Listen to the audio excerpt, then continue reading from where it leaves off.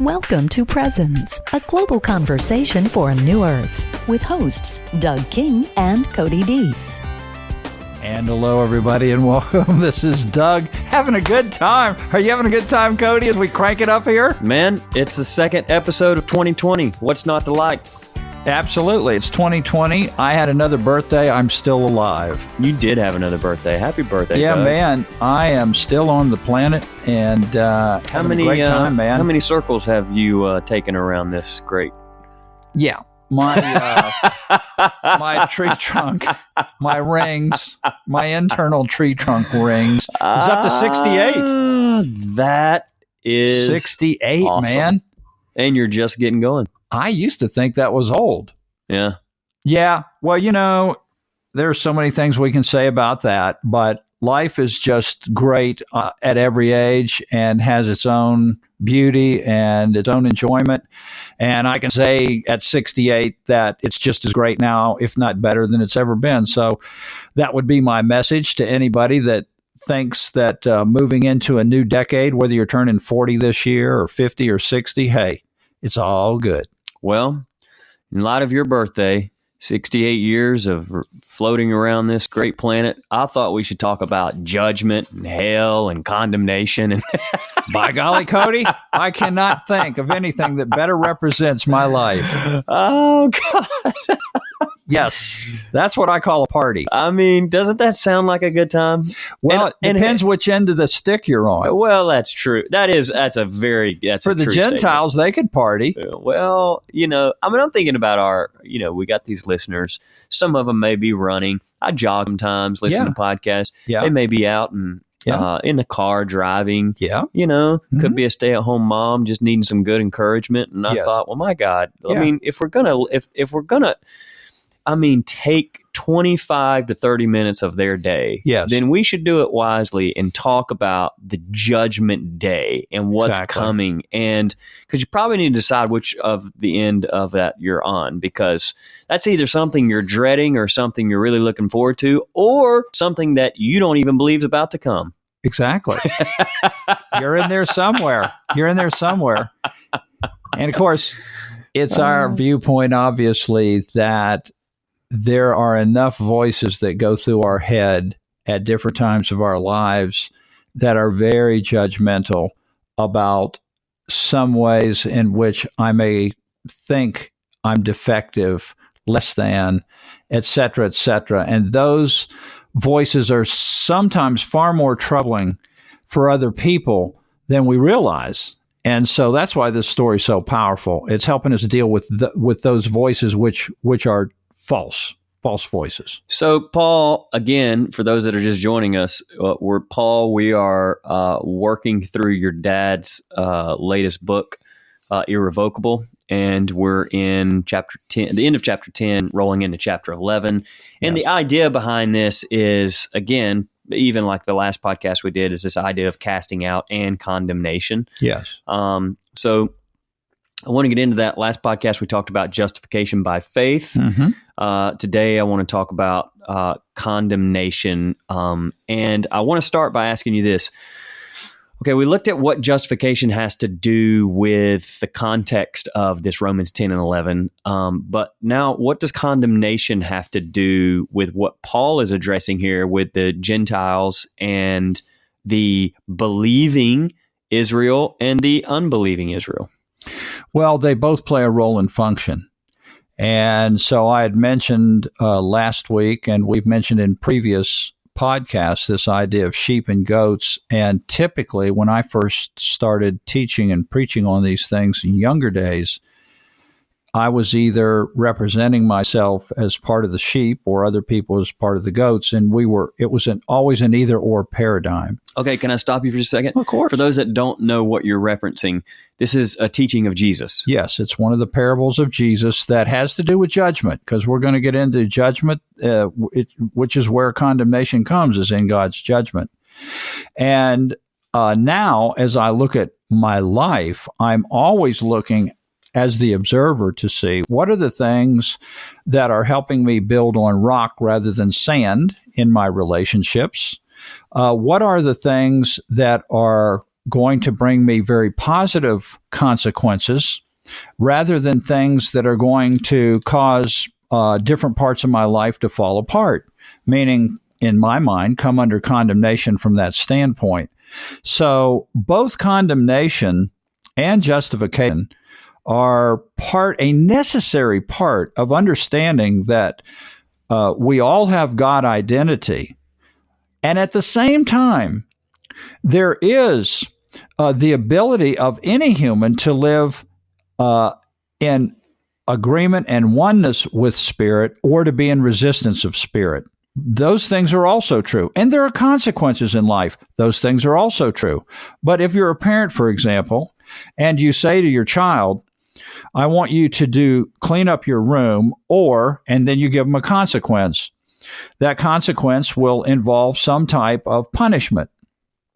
Well, it's one thing to say you're going to have a consequence of punishment. It's another thing to say, and if you don't clean up your room, I'm going to throw you out, cast you out, and you're no longer my child. Those are two different things. So condemnation is basically tied to those things which stand in our way of understanding our true identity, which is God. God is love. Acceptance, which is another word that we'll get into in chapter 11 in a podcast or two here, the acceptance of God. And it is that acceptance that is going to be the motivation for us having the more abundant life. But the condemnation does play a role and function in the story. Okay, and the way it plays a role of function in the story is these particular Gentiles who had faith, they confessed with their mouth Jesus is Lord, believe in their heart God has raised him from the dead. They looked towards unbelieving Israel and believed that condemnation was on its way, judgment was on its way, that they would be cast out or they would be condemned. Absolutely. As a matter of fact, they thought that because of some of the things Paul wrote. When he wrote to the Corinthians, he plainly said in the second letter to the Corinthians, chapter 3, he said that the law was a ministry of condemnation. He flat out said it. The law is a ministry of condemnation. It's a ministry of death.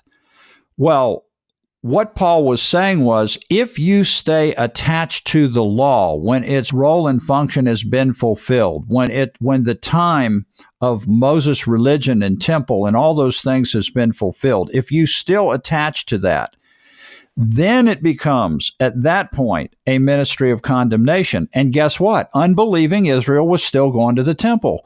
Unbelieving Israel was still telling everybody that you had to be circumcised and that you had to go to the days of atonement and so on and so forth.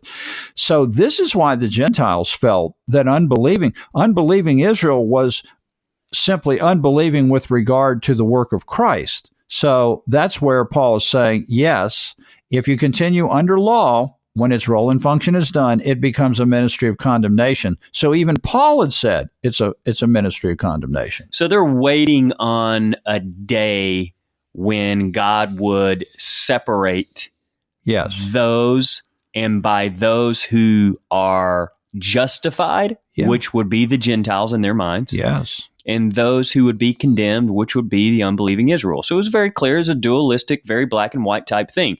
Yeah. The writings of Paul were clear to them in chapter 10. It's like, of course. Yeah. We're justified by faith. Yes. We have faith. It is Christ. We do not lean on the law and this unbelieving Israel that leans on their own righteousness. They were the progressives of the day. Yes. They were the ones that had this kind of new, very almost in some ways laid back, like, all we had to do was have faith. Yes. Like, forget all the law stuff. Right. We don't need circumcision. That's ridiculous. Who needs to go to church and circumcise themselves? Right. Because, loads of people are going to church to circumcise. Well, who needs to go to exactly? Who needs to go to the temple? Absolutely. See, this was their setting. Yeah. And who all needs the to hoops. go to the temple? Well, let's talk about dietary restrictions. Let's talk about food. Let's talk about So these Gentiles, in so many ways, were just relaxed, and there's got to be a part of these unbelieving Israel just like, man, we worked our tails off. Well, Paul knew that. As a matter of fact, in chapter 10, I think it was back at the beginning, around verse 3, Paul says that this unbelieving Israel that you're condemning, what they're trying to do is have a righteousness of their own. It wasn't that they weren't trying to be righteous. They were trying to have a righteousness of their own, which means a righteousness that comes from something you do as selfish source, rather than realizing that none are righteous, no, not one. God and God alone is righteous, and it is God who brings humanity into his righteousness, her righteousness, its righteousness. And so they were already following that. And Paul had said to the Philippians, he himself was attempting through law observance to have a righteousness of his own. Mm-hmm. This is exactly what he's trying to tell the Gentiles you've done to faith. You have turned around and taken faith and made it a requirement by which you are establishing righteousness and others don't have it. And the minute you say others don't have the righteousness of God, you have established a righteousness of your own.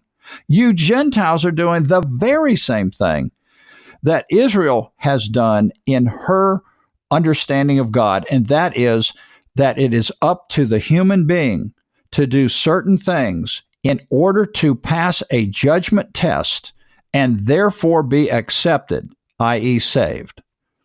Yes, because to give you an example, in the religious form that I grew up in, which probably you did as well. I don't want to speak for you, but there was definitely a coming day, per se. Okay, so we've talked about this before, but this is precisely what these Gentiles are believing. And this is an uncommon idea. I actually want to read, if you will, Matthew 25, that passage that you referenced, which is, it goes like this, and this is interesting. I'm going to pause periodically because you have this new paradigm, this integral perspective that we're kind of leaning into as we read this, but then you can't help simultaneously at the same time also hear or feel the ways you used to interpret it, or how it was kind of programmed for you to see this particular way. When the Son of Man comes in his glory. Now, I'll pause right there. For the religious form that I grew up in, that was something yet to come. And Absolutely. That's the clear distinction that I think most of our listeners, if they've been listening for an amount of time, they know. But then there may be some new listeners that still are at that place going, wait, what do you mean? For us, that's something that has come and gone. It's in the past. It's history. Right. For many people, that is something they're still waiting on. And these Gentiles are waiting on this. Yes. They're like, yep, that is to come. The Son of Man comes in his glory and all the angels with him, and he will sit on the throne of his glory.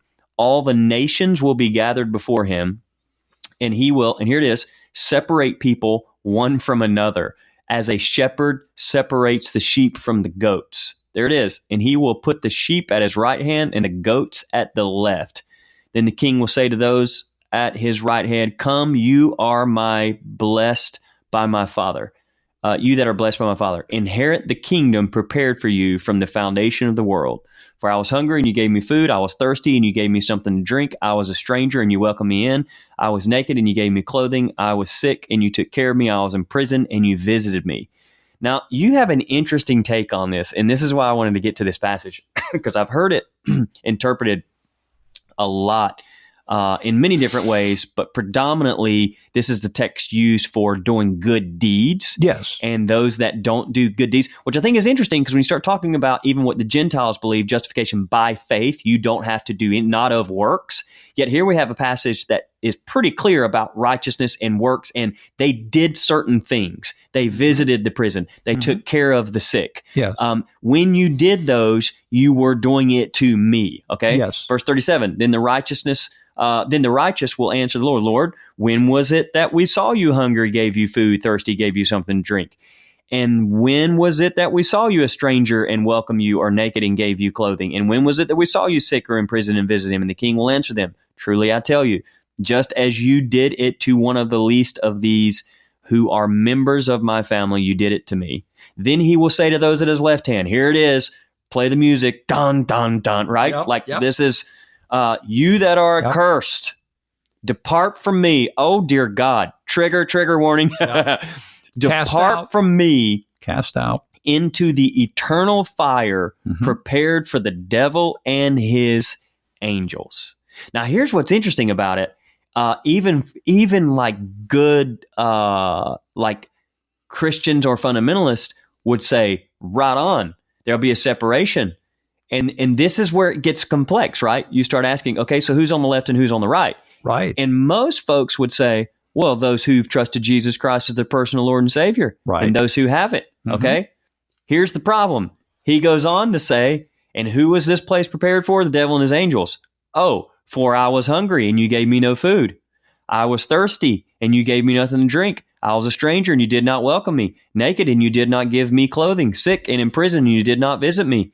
Then they also will answer, Lord, when was it that we saw you hungry or thirsty or stranger or naked or sick or in prison and did not take everything? He will answer, truly I tell you, just as you did not do it to one of the least of these, you did not do it to me. And these will go away into eternal punishment, but the righteous into eternal life.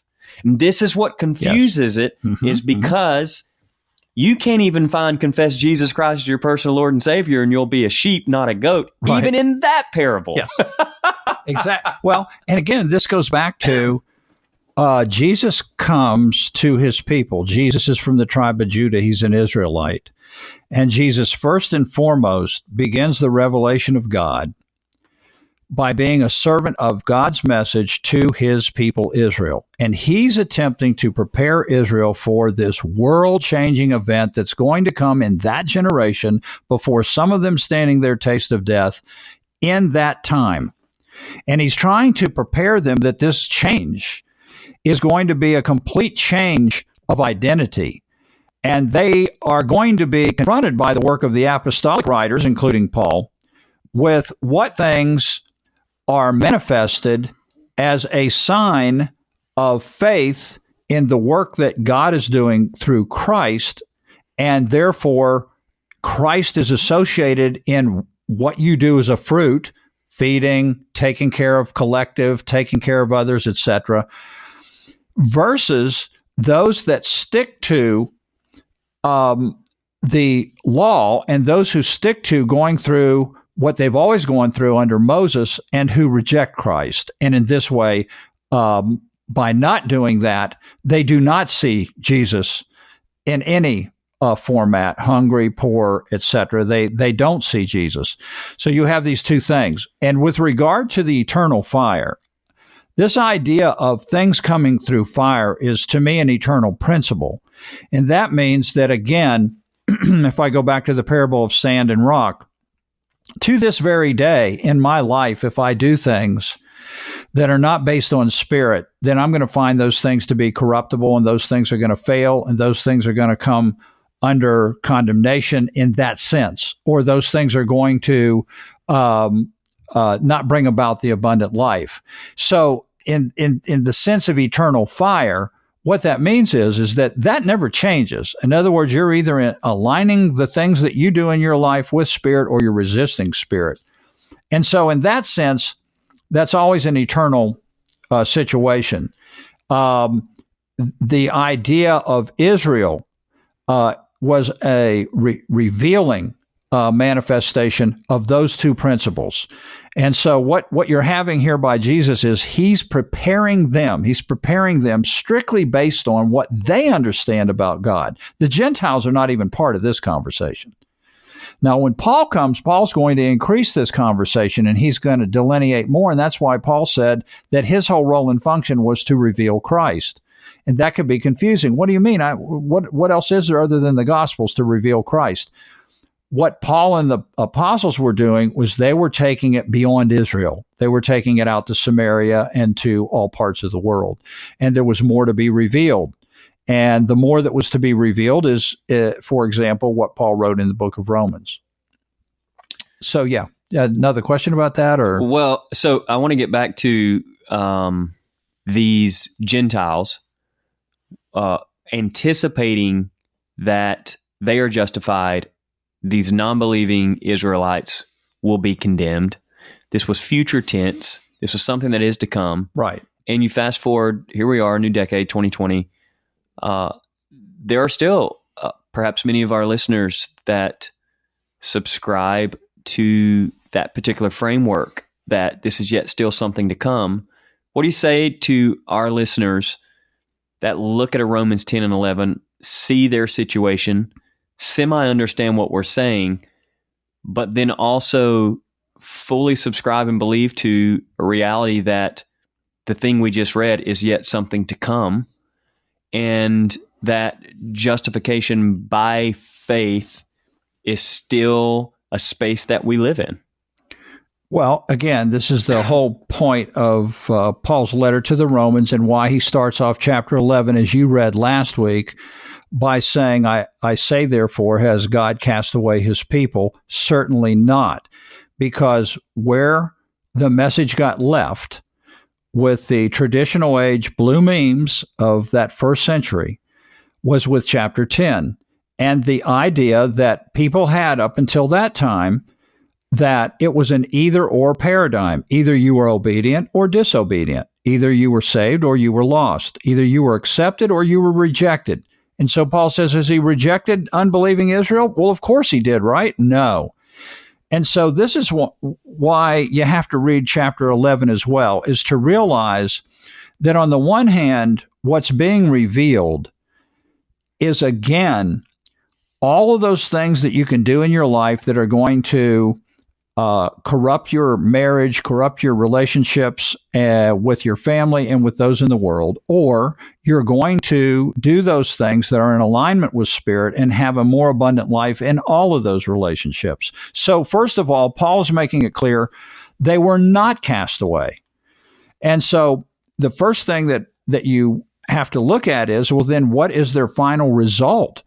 Well, that's where you move again through the whole chapter of 11, and we'll get down to the end and probably bring this up again, where Paul is saying God has found all under disobedience. Why? So that he might have mercy on all. Even the people who had faith had within their own lives the same instinctive self that every person on the planet has, and had their own junk and had their own problems. And what their faith was showing was that by the grace of God, they still could live their life on the planet and be accepted of God in spite of having consequences that were pro and con throughout their lifetime. What they wanted to do was deny that for Israel and anyone else who didn't meet their criteria. They wanted to say that the grace of God only applied for those who did what they were supposed to do, which in essence is saying, you only get grace, grace is so you get forgiveness of things that you don't deserve forgiveness of, but first you have to do certain things to deserve the grace that forgives you of things you don't deserve. And so we have taken this message and contorted it, as the Gentiles did. This is not new to Christianity. This is how Christianity was formed, by these very Gentiles in Rome. This is where we got Jesus as a religion, from these Gentiles in Rome. That's where Jesus as a religion began. So the whole purpose of God is to show both disobedience and acceptance. And the faith of the Gentile, Paul says, was to be a faith that God accepts all. That's true faith. A misguided faith is a faith that says, my personal faith is a requirement that I've met in order to get grace, in order to get acceptance. And there is where Paul says you're missing the boat.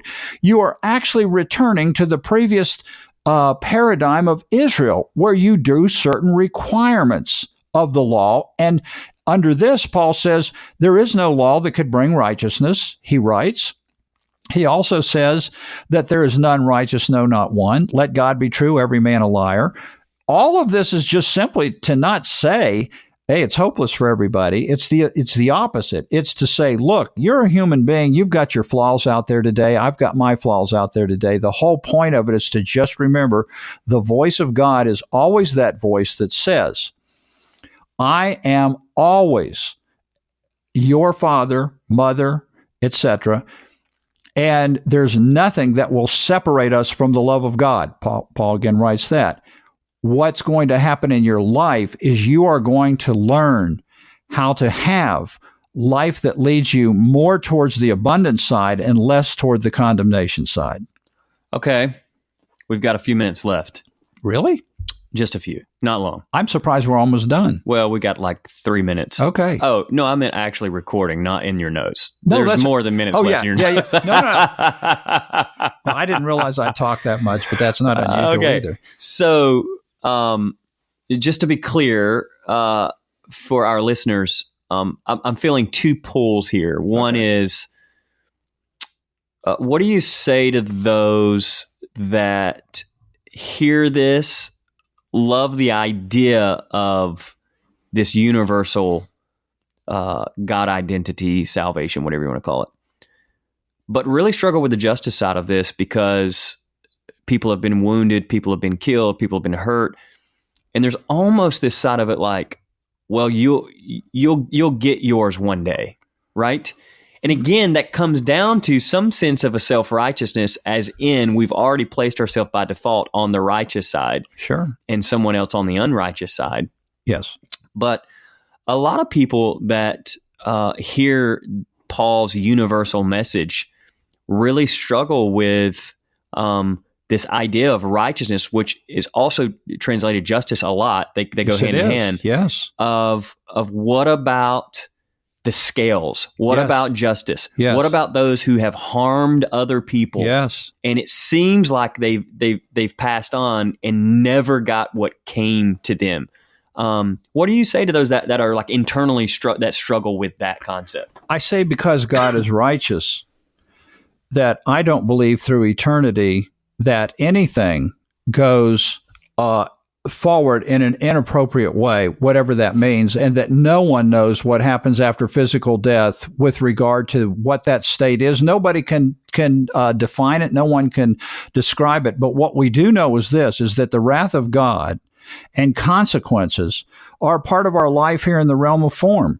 I know in this realm of form where I have a marriage and all these other relationships that there are things that I can do that can bring myself pain and suffering and others pain and suffering. I also know in the realm of form, we human beings can do things that bring punitive effects. We put people in prison.